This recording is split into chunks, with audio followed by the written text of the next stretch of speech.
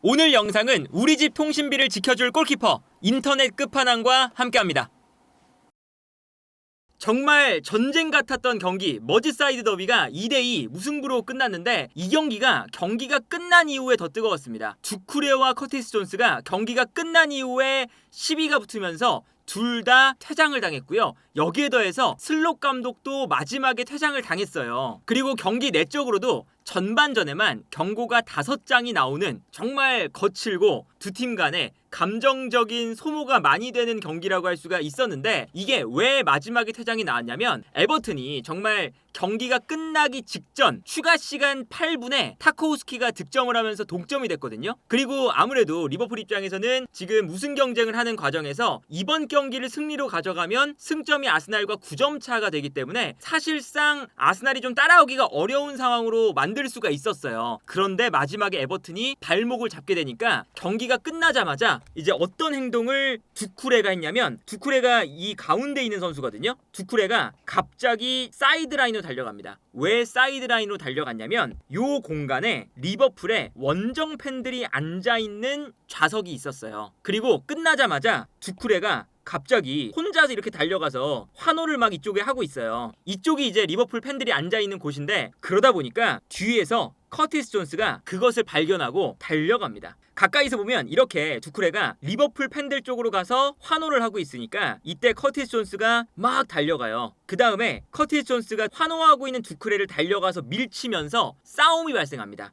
두쿠레를 향해 달려가는 커티스 존스를 보고 에버튼의 선수들도 커티스 존스를 말리기 위해서, 두쿠레도 말리기 위해서 달려가거든요. 그래서 결국에는 리버풀 선수들과 이렇게 이제 커티스 존스가 두쿠레의 멱살을 잡으면서 리버풀 팬들을 조롱하지 못하게 만들기 위해서 이렇게 몸싸움이 붙었었고, 모든 선수가 나중에는 이렇게 붙어서 싸움이 붙었어요. 그러다 보니까 이 장면이 끝나고 두쿠레와 커티스 존스가 옐로 카드를 받았습니다. 근데 경기 중에 이미 두쿠레와 커티스 존스가 옐로 카드를 받은 상황이었기 때문에 경고 누적 퇴장을 당했고요. 그런데 퇴장을 당한 이후에도 이제 에버튼이 아무래도 비겼지만 마지막 극적인 동점골로 이긴 것 같은 그런 경기였기 때문에 두쿠레가 퇴장을 당한 이후에도 웃으면서 경기장을 돌아다니면서 환호를 하는 이런 모습을 보여줬어요. 정말 이 두 팀이 얼마나 라이벌리가 심하고 이 두 팀 간의 감정이 얼마나 안 좋은지를 볼 수 있는 이런 장면이었는데, 일단 이 경기는 모예스 감독이 부임한 이후에 에버튼이 얼마나 좋은 방향으로 반등을 하고 있는지를 보여주는 경기였습니다. 일단 모예스 감독이 부임한 이후, 특히나 최근에 토트넘전 이후에는 3연승을 기록하고 있었어요. 리그에서 토트넘, 브라이튼, 레스터, 그리고 FA컵에서는 본머스 상대로 2대0으로 패배를 하면서 탈락을 했는데, 오늘 리버풀전도 결국에는 무승부가 되면서 리그만 따지면 4경기 동안 3승 1무 정말 좋은 성적을 기록을 하고 있습니다. 그러면서 에버튼이 놀랍게도 토트넘과 승점이 이제 같아졌어요. 득실차에서는 에버튼이 토트넘보다 한참 밑에 있기 때문에 현재까지는 토트넘이 위에 있지만 토트넘과 에버튼의 승점 차이는 이제 동일해졌습니다. 오늘 머지사이드 더비가 원래는 15라운드인데 그 당시에 리버풀 지역의 기상이 너무나 좋지 않아서 연기가 됐었던 경기였잖아요. 그래서 토트넘보다 에버튼이 한 경기를 덜 하고 있었는데 오늘 경기로 경기 수도 똑같아졌고요. 승점도 같아졌습니다. 그래서 에버튼이 어느새 이제는 15위까지 올라오면서 강등권과는 어느 정도 차이를 벌리는 상태가 됐어요. 근데 오늘 경기 보면 모예스 감독이 전술적으로 확실히 잘 짜오는 감독이라는 것을 보여줬습니다. 아무래도 앞쪽에 베투와 두쿠레도 사실상 앞쪽으로 올라가서 투톱처럼 움직일 때가 많거든요. 이건 이제 전 감독이었던 션다이치 감독 때도 이렇게 움직이기도 했었는데, 여기에 더해서 그냥 달려가는 게 아니라 앞쪽에서 베투와 두쿠레라는 피지컬이 좋은 선수들을 활용을 해서 주변에 있는 선수들에게 공간을 만들어준다는 게 일단은 좋은 거죠. 그러니까 특히나 앞쪽에 있는 베투가 볼을 가지고 있을 때 살짝 내려오면서 코나테를 끌어당기면 이때 두쿠레가 뒷공간으로 뛰어들어가면서 반다이크를 뒤로 물러나게끔 만듭니다. 그리고 베투도 이 이후에 공간으로 뛰어나가면서 코나테를 약간 자리를 이렇게 교차되게 수비를 혼란스럽게 만드는 플레이도 많이 가져가고요. 기본적으로 두쿠레와 베투가 앞쪽으로 달려나가면서 아무래도 이 두 선수가 피지컬이 좋으니까 뒤로 물러나게 되면 은디아에나 린스트렘 같은 좌우 측면에 있는 선수들이 이제 약간은 공격형 미드필더스러운 선수들이거든요. 그래서 가운데로 들어올 수 있는 공간을 만들어주는 거죠. 예를 들면 이런 장면입니다. 이 장면을 보면 은디아에가 왼쪽에서 볼을 가지고 좀 들어오고 있는 장면인데 이때 두쿠레와 베투가 전방으로 달려나가고 있어요. 그러다 보니까 리버풀의 수비가 어쩔 수 없이 두쿠레와 베투 때문에 뒤로 물러나고 있습니다. 그러니까 측면에서 은디아에가 가운데로 접고 들어올 수 있는 공간이 자연스럽게 생기는 거죠. 그래서 이 다음 장면을 보면 은디아에가 두쿠레와 베투의 움직임 덕분에 수비가 뒤로 물러나면서 가운데 공간이 생기니까 이 가운데로 드리블 돌파를 하고 있는 것을 볼 수가 있습니다. 물론 이제 저 장면이 은디아에가 가운데로 들어오다가 본인이 스스로 이제 땅을 좀 차는 형태가 되면서 약간의 좀 부상을 입었고 약간 울면서 나가는 모습이 찍히기도 했어요. 그래서 좀 걱정이 되는 부상을 당하는 장면이긴 했는데 저런 장면을 보면 두쿠레와 베투라는 피지컬 좋은 두 명의 선수를 어떻게 모에스 감독이 그냥 단순하게 뻥 차서 앞쪽으로 붙여놓는 게 아니라 어떻게 하면 효과적으로 이 피지컬을 활용할 수 있을지 이런 것에 대한 고민을 굉장히 많이 하거든요. 에버튼이 득점이 나올 때 보면 순간적으로 베투가 내려옵니다. 그러면서 코나테가 베투를 따라 움직이니까 이때 두쿠레가 뒷공간으로 뛰면서 반다이크를 끌고 들어가요. 그러면 은디아에가 왼쪽에서 가운데로 접고 들어올 수 있는 공간이 생기겠죠. 그래서 이 다음 장면을 보면 은디아에가 가운데로 접고 들어가는 장면이 나오고 이때 두쿠레가 뛰어 들어가면서 반다이크를 뒤로 물러나게끔 만들고 그리고 이 공간으로 은디아에가 패스를 보내주는 이런 장면이었거든요. 그리고 이 장면에서 은디아에가 위험한 지역까지 들어오니까 여기서 반칙이 나왔어요. 근데 이제 여기서는 이제 오늘 올리버 주심의 판정이 기본적으로는 좋지 못했습니다. 반칙을 잘 구별해내지 못했거든요. 그래서 이 반칙 장면이 이제 리버풀 팬분들은 아마 화가 나셨던 장면이에요. 이 장면을 보면 은디아이가 가운데로 접고 들어오니까 이것을 이제 막으려고 맥알리스터가 발을 뻗었어요. 근데 올리버 주심이 분명히 뒤에서 보고 있었거든요. 약간의 각도상으로 걸려 넘어지는 것처럼 보였는데 걸리지 않는 장면이었죠. 그리고 여기서 은디아이가 넘어졌는데 그러니까 맥알리스터가 항의를 계속했어요. 이거는 뭐 헐리우드 액션이다 이랬는데 어쨌든 저게 반칙이 됐거든요. 올리버 주심의 애매한 판정 그리고 여기에 더해서 두쿠레와 베투가 뛰어들어가면서 공간을 만들고 은디아이가 가운데로 들어올 수 있는 이런 상황을 만들어주는 모예스 감독의 전술이 어쨌든 결합된 장면이었죠. 그리고 여기서 이제 아무래도 에버튼이 키가 큰 선수가 워낙에 많습니다. 수비 라인에 브레이스웨이트와 타코스키는 일단 키가 크고요. 오른쪽 풀백으로 나오는 오브라이언도 키가 큰 선수예요. 이 선수도 197cm거든요. 그런데 오른쪽 풀백으로 기용을 해놨습니다. 그리고 앞쪽에 있는 베투나 두쿠레도 키가 큰 선수잖아요. 워낙에 키가 크다 보니까 에버튼의 전략 중에 하나가 어떤 게 있냐면 하프라인 근처에서 프리킥이 나와도 일단 키 큰 선수들이 다 올라갑니다. 그 안쪽으로 그냥 볼을 넘겨주는 거예요. 그런데 여기서 아무래도 리버풀 입장에서는 키가 큰 선수들이 워낙에 많으니까 에버튼이 견제를 할 수밖에 없죠. 이 장면도 봐도 뒤쪽에 오브라이언, 이제 타코우스키, 그리고 브레이스웨이트, 에버튼의 키가 큰 선수들이 모두 다 뒤쪽으로 쏠려 있습니다. 리버풀의 선수들도 당연히 뒤쪽으로 많이 쏠려 있었죠. 그러니까 이제 에버튼의 전략 중에 하나는 볼을 넘겨주고 여기서 키 큰 선수들이 안쪽으로 넘겨주면 여기서 이제 득점이 나오는 이런 패턴이 많거든요. 근데 이것을 오히려 역으로 활용을 해서 베투가 앞쪽에 있다가 갑자기 돌아뛰기 시작합니다.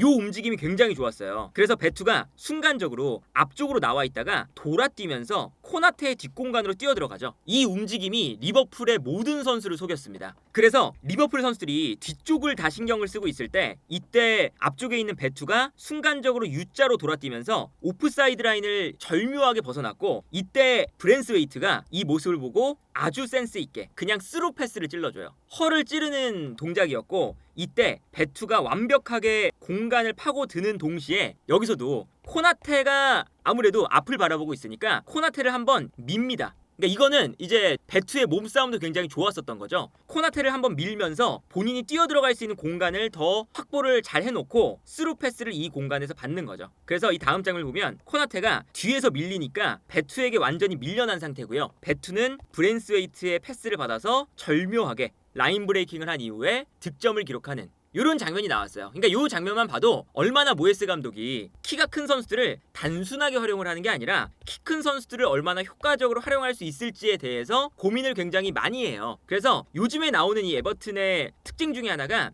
그냥 볼을 뻥 차는 게 아니라 예를 들면 상대를 끌어당기면서 롱패스가 나오거든요. 은디아이가 측면으로 빠지면서 수비를 끌고 나와요. 그러면 베투가 이 공간으로 움직이면서 또 수비를 끌고 나옵니다. 그러면 그때 두쿠레가 뛰어가고 이 공간으로 롱패스를 붙여주는 뭐 이런 식이에요. 공간을 만들어준 상태에서 롱패스를 뿌려주기 때문에 이 롱패스가 훨씬 더 효과적으로 파괴력을 발휘하는 장면들이 나오거든요. 이 장면을 보면 앞쪽에서 베투가 내려오고 있어요. 내려오면서 코나테를 앞쪽으로 끌어당기고 있습니다. 이때 후방에서 넘어오는 볼을 받아서 뒤쪽에 있는 선수에게 떨어뜨려줘요. 그 다음에 두쿠레는 베투가 수비를 끌어당기는 걸 보고 요 뒷공간으로 뛰어가죠. 그리고 이때 뒤에서 받은 선수가 바로 공간으로 롱패스를 뿌려주면서 두쿠레가 롱패스를 받을 수 있는 공간을 만들어 놓고 롱패스를 주는 거죠. 그래서 이 공간으로 롱패스가 뻥 들어가고 이때 달려 들어가면서 두쿠레가 리버풀의 선수와 싸우면서 들어가고 있습니다. 근데 두쿠레의 피지컬이 워낙에 좋다 보니까 여기서 쭉 밀고 들어가면서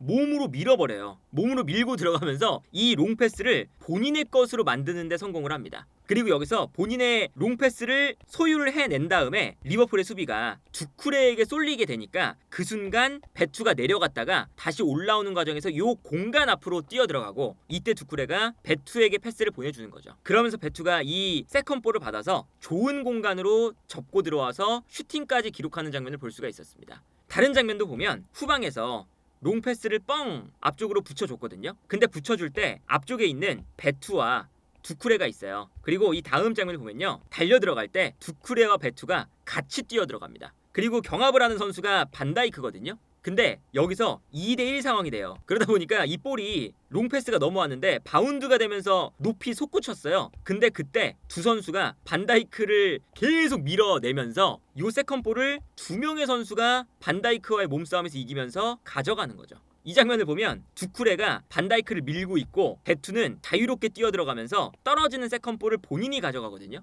그래서 베투가 결국에는 반다이크를 이겨내면서 볼을 가져가는 장면을 볼 수가 있습니다.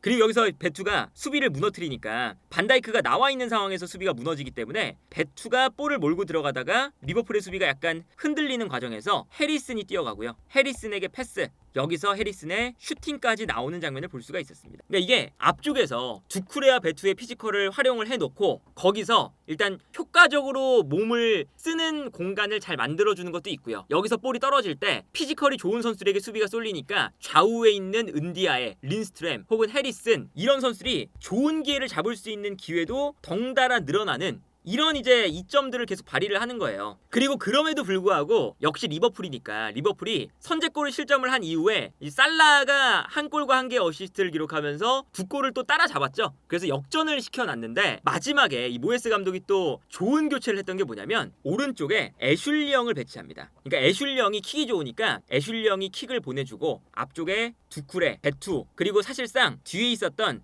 브랜스웨이트나 타코우스키 이런 선수들까지 쭉 올려요. 그러면서 그냥 이 공간으로 크로스를 올려주는 거거든요. 애슐리 영의 오른발 킥을 믿고 마지막에 애슐리 영을 그냥 오른쪽에 덩그러니 배치해놓고 반대편의 모든 선수가 이제 뛰어 들어가면서 피지컬 싸움을 하는 이런 싸움을 만들어낸 거예요. 마지막에. 그래서 이게 또 극적인 동점골로 연결이 되죠. 애슐리 영이 마지막 공격을 할 때 측면으로 그냥 빠져 있습니다. 혼자 덩그러니 빠져있고 앞쪽에 브랜스웨이트, 두쿠레 그리고 베투 키 큰 선수들이 다 올라가 있어요. 그리고 이 공간으로 애슐리 영이 킥을 때려주는 거거든요. 근데 이 킥이 들어갔을 때 워낙에 키 큰 선수가 많으니까 순간적으로 리버풀의 수비가 뒷걸음질을 많이 쳤어요. 그때 애슐리 영의 킥이 요 앞으로 떨어지고 이때 두쿠레가 살짝 뒤로 빠져서 이 볼을 받아서 떨어뜨려주는 데 성공을 합니다. 측면으로. 그리고 측면에서 다시 올라오는 거거든요. 그래서 측면에서 볼을 받아서 이제 해리슨이 받아서 굴절이 돼서 또 미콜렌코한테 가요. 그리고 다시 이제 크로스를 올리는데 요 장면만 봐도 오른쪽에서 중앙, 왼쪽 다시 올라오니까 리버풀의 수비가 아무래도 좌우로 흔들리면서 공간이 나게 되는 거죠. 그리고 여기서 이제 크로스가 올라올 때 보시면 박스 안에 브랜스웨이트, 베투 그리고 후반전에 들어간 이그로브남 그리고 뒤에서 타코우스키까지 슬슬 올라가고 있습니다. 이 장면에서 키가 큰 선수가 참 많아요. 두쿠레도 있고요. 박스 안에 베투도 있고 이그로브남 그리고 아까 말씀드렸던 오른쪽 풀백인데 키가 2m에 달하는 선수 오브라이언까지 안으로 들어가 있습니다. 그리고 여기서 이제 크로스가 올라오는 건데 이 크로스가 올라올 때 뒤쪽에서 또 타코우스키까지 오버래핑을 하고 있어요. 그래서 이 다음 장면 보면 박스 안으로 일단 들어갔을 때 안쪽에서 베투와 코나테의 싸움, 가운데에서 이그로브남이 또 싸워주고 두쿠레도 싸워주고 있고 가장 반대편에서는 오브라이언이 들어가서 싸워주고 있습니다. 그리고 이 오브라이언이 아무래도 키가 엄청나게 큰데 풀백이니까 박스 안으로 들어갔을 때 리버풀의 풀백과 싸워주면 당연히 피지컬 싸움에서 이겨요. 그리고 여기에 더해서 타쿠우스키까지 들어가는 거죠. 일단 박스 안에 선수 숫자도 많고 피지컬이 좋은 선수가 정말 많이 배치가 된 상태죠. 그러다 보니까 여기서 볼이 튕겨서 가장 뒤로 넘어가요. 그래서 마지막에 이 넘어오는 볼을 피지컬 싸움을 계속하다가 뒤로 볼이 빠지니까 타코우스키가 득점을 하는 장면이었죠.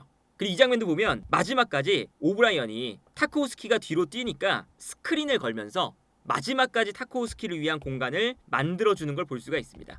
그리고 이 볼이 결국에는 타코우스키에게 떨어지면서 마지막에 정말 말도 안 되는 이 타코우스키의 오버래핑과 박스 안에서의 슈팅, 이게 결합이 되면서 극적인 동점골이 나오게 됐죠. 그래서 이런 장면들을 보면 사실 리버풀이 이 머지사이드 더비를 위해서 정말 심혈을 기울여서 이 경기를 준비를 했거든요. 그러니까 지난주부터 사실은 아인토벤과의 경기를 로테이션을 돌렸고 어차피 져도 되는 경기였죠. 본머스전을 이겼고 그리고 주중에 있었던 토트넘전도 사실은 로테이션을 좀 돌렸어요. 그러면서 이 경기도 가져왔어요. 그리고 플리머스전도 이 경기까지 로테이션을 돌릴까 싶었는데 로테이션을 좀 크게 돌렸죠. 적당히 돌릴 줄 알았거든요. 근데 모든 선수를 로테이션 돌리면서 결국 플리머스전까지 패배를 했어요. 에버튼전이 있으니까 플리머스전도 완전히 100% 로테이션을 돌린 건데 결국에 이 머지사이드 더비라는 정말 큰 특수성, 에버튼이 아무리 하위권 팀이라도 더비전에서는 리버풀에게 절대 지지 않겠다는 그 집념, 끝까지 차올라 있는 동기부여, 이런 것들이 결합이 되니까 오늘 경기가 결국에는 무승부가 되는 거죠.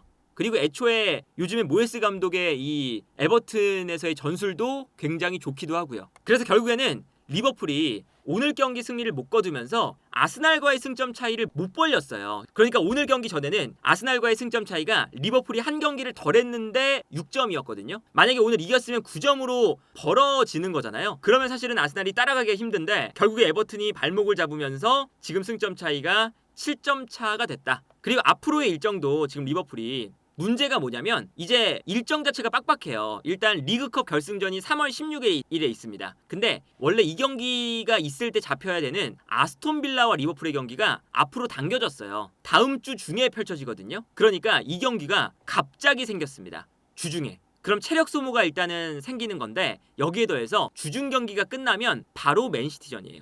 그 맨시티 경기가 끝나면 또 3일 뒤에 뉴캐슬과의 경기가 있습니다. 그러니까 이 아스톤빌라, 맨시티, 뉴캐슬 이 3연전이 만만치가 않은데 지금 3일 간격으로 또 펼쳐질 예정이 있어요. 그리고 주말에는 또 울버햄튼을 만나니까 지금 오늘 경기부터 에버튼, 울버햄튼, 아스톤빌라, 맨시티, 뉴캐슬 요 경기들을 3일 간격으로 계속 해야 되거든요. 리버풀 입장에서는 아주 힘든 일정을 견뎌내야 되고 그리고 그 과정에서 혹시나 미끄러지게 된다면 아스날에게 따라잡힐 위험성이 있으니까 오늘 경기 에버튼에게 극장 동점골을 허용한 건 우승 경쟁에 어느 정도 위험 요소가 될 수 있는, 그리고 실제로 아스날이 따라갈 수 있는 기회를 얻게 되는 결정적인 동점골이었다. 그리고 지금 에버튼과 리버풀의 경기가 또 하나 남았어요. 4월 3일 리그 30라운드가 머지사이드 더비거든요. 그러니까 아직 이 또 머지사이드 더비는 또 경기가 어떻게 될지 모르니까 리버풀 입장에서도 부담되는 경기가